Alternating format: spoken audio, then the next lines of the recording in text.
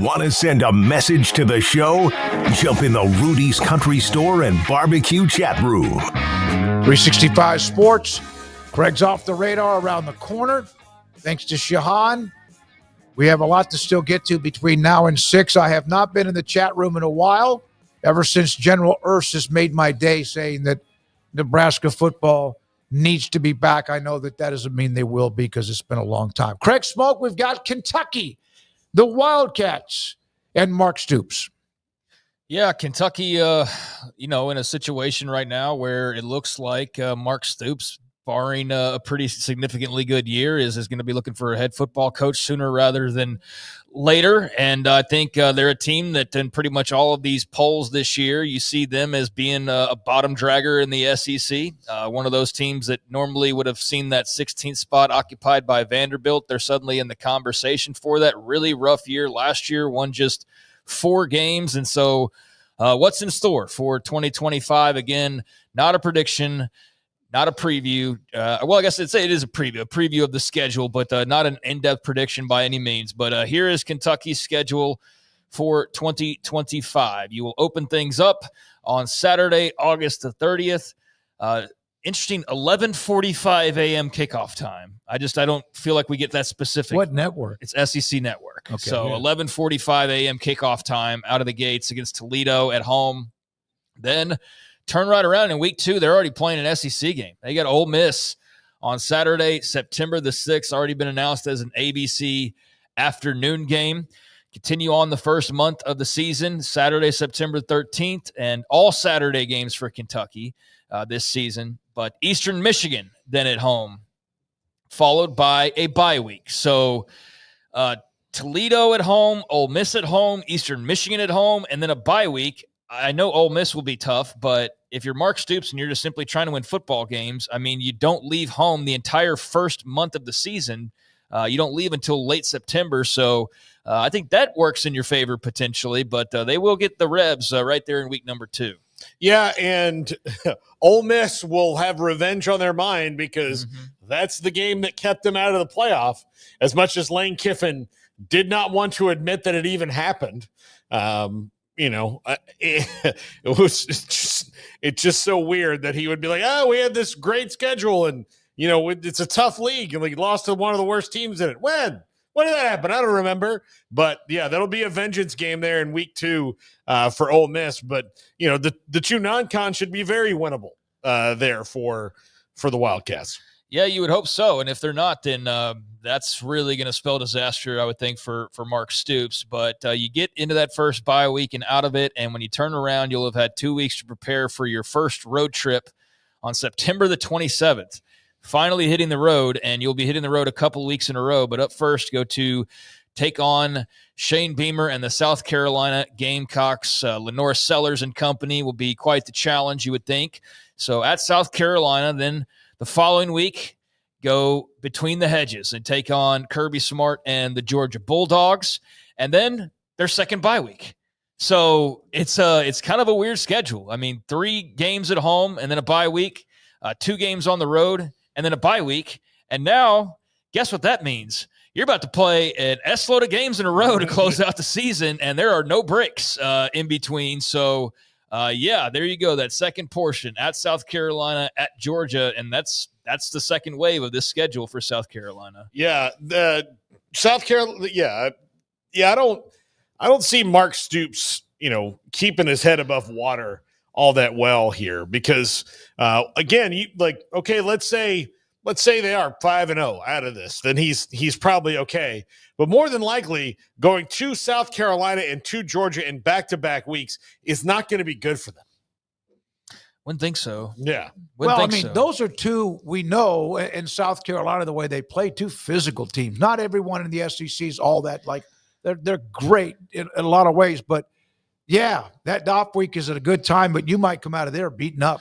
So 5 games into the season, they'll have played Ole Miss and then road games against South Carolina and Georgia. So 2 and 3, you would think worst case, because you expect to beat Toledo and Eastern Michigan, but 2 and 3 possible through the first 5. So then wherever they are, if they're better than 2 and 3, that means they got a pretty nice SEC win, because I think South Carolina will be top 25, Ole Miss will be top 25, Georgia will be top 25.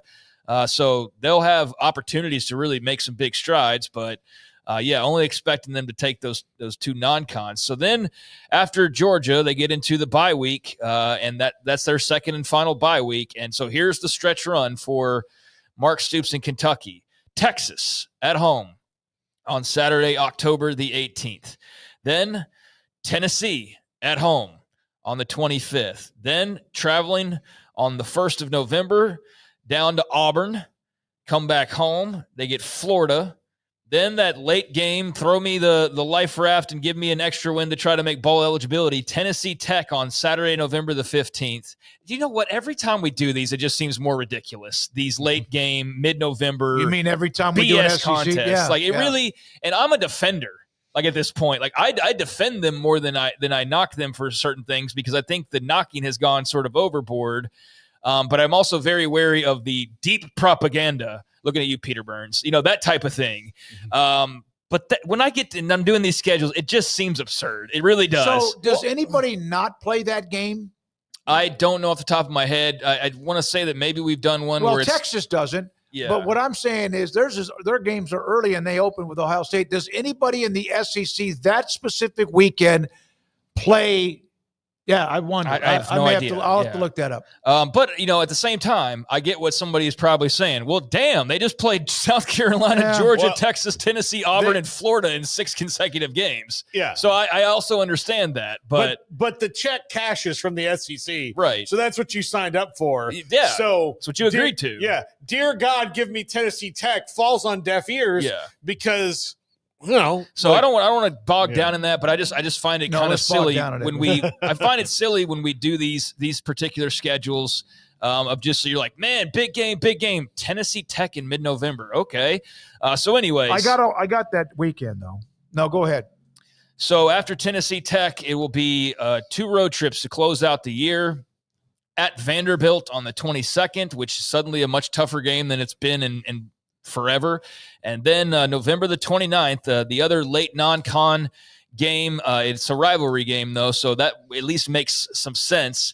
And it's a tough game because it always is, Louisville and Kentucky.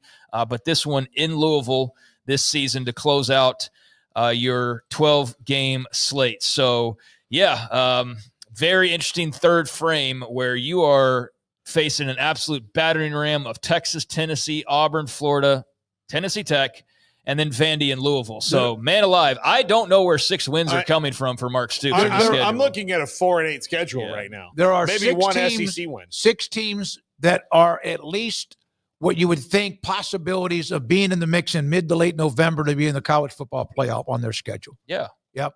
I mean, 6. There's just 2 playoff teams from last year, but one that was right on a couple that were right on the precipice of maybe making the playoffs. Yep. So that is not the schedule you're looking for if you're Mark Stoops and you need to win some games. I don't know how much he could win to solve all his problems anyways, but this was definitely one of the tougher slates we've seen so far. There's 3, Georgia, Texas, and Tennessee, who you're playing basically I forgot about Tennessee in a row other than the bye week that we're all in the playoff. Yeah, you had South Carolina, who just missed, and then 3 consecutive playoff teams from a year ago. And Ole Miss early, Yeah, and Ole Miss early. So, that is the 2025 Kentucky Wildcats schedule.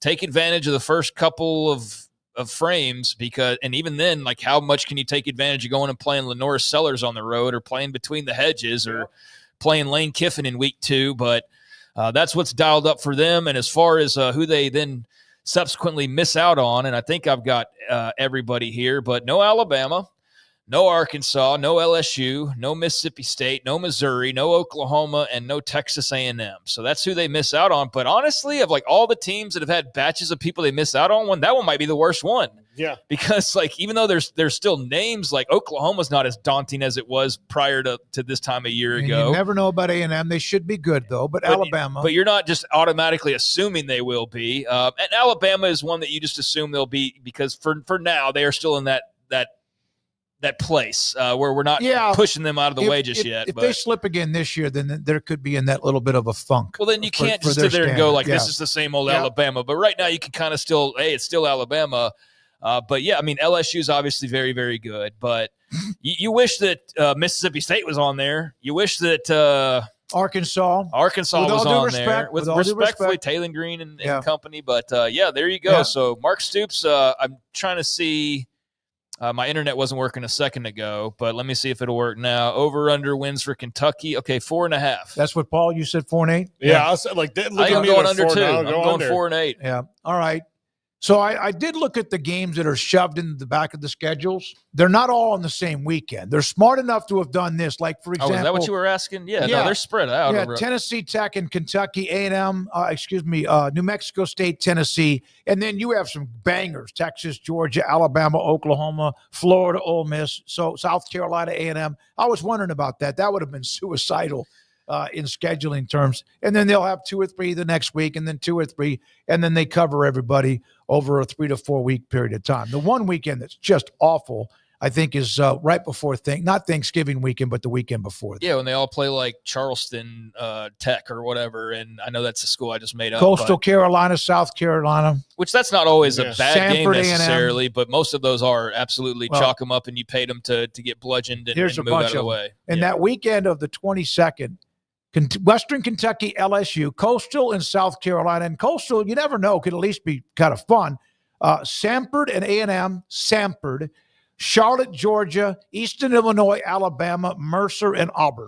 See, we have Matt Flynn on, and he's a national championship winning quarterback. And he even said, well, I hate the games. And I think he was talking more about like just regular games in general that aren't like big matchups. I should have asked him, like, so what do you think about the late season November SEC non-con? That's just, it's never an upset. It's never a classic. It's always just these beat 'em up games, and they serve a purpose, obviously, but it is just funny to be going off this badass schedule, and then you get to that part of it. But if you are a Kentucky fan and you are for some reason weirdly feeling like you got to be defensive of the conference that doesn't pay you, then you could go, well, look at our 6 games before we go play Tennessee Tech, and that's why we play Tennessee Tech later in the year. And it's not a convincing argument, but it's an argument nonetheless. All right. Thank you, Craig. Appreciate